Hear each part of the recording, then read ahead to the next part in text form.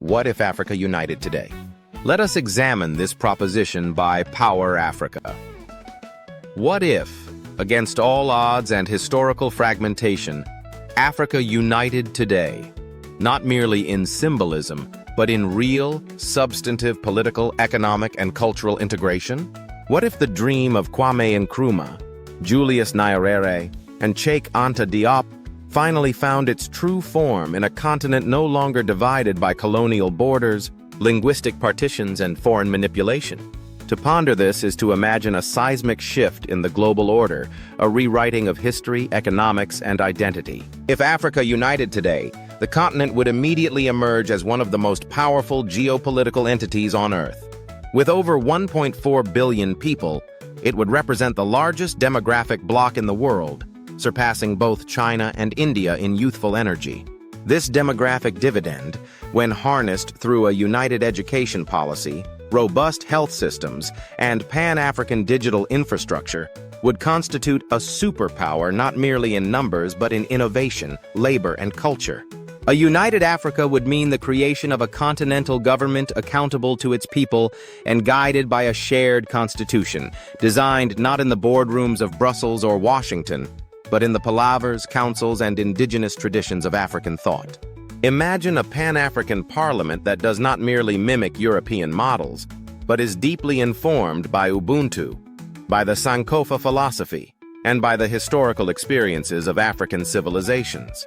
Economically, the consequences would be revolutionary.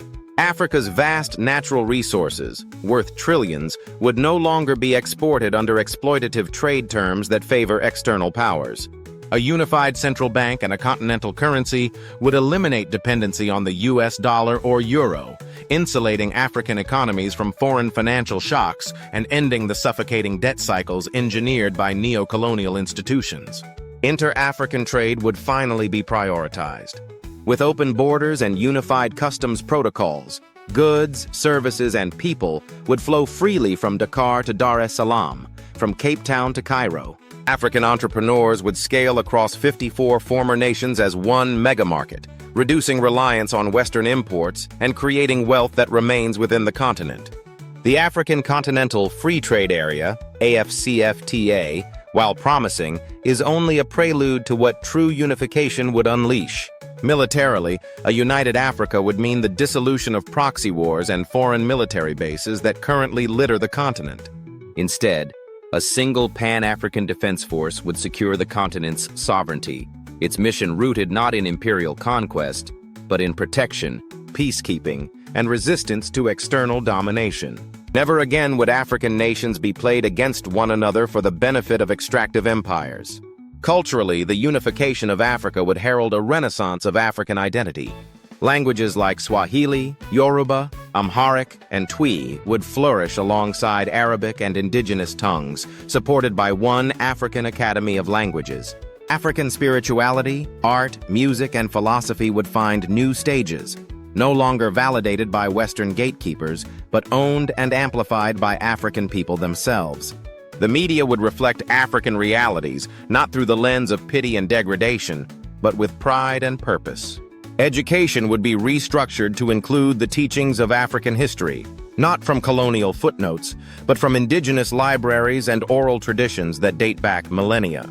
Africa would not just rise, it would remember who it was. Politically, unity would empower Africa with a singular voice in global forums like the United Nations, World Trade Organization, and COP summits. No longer would Western powers dictate African policies in exchange for loans or aid. Africa would negotiate, not beg. Africa would demand, not request. And Africa would lead, not follow. But perhaps the most profound transformation would be psychological. The African child, from Lagos to Lilongwe, from Bamako to Bujumbura, would grow up knowing that their future is not tied to emigration, assimilation, or acceptance by others, but to the collective brilliance, power, and beauty of their own homeland. A united Africa would not only alter the map, it would heal the soul of a continent. Yet the question remains, what is stopping us? Colonial borders still hold. Linguistic divisions still persist. Foreign dependency remains embedded. Unity is feared by those who benefit from Africa's division.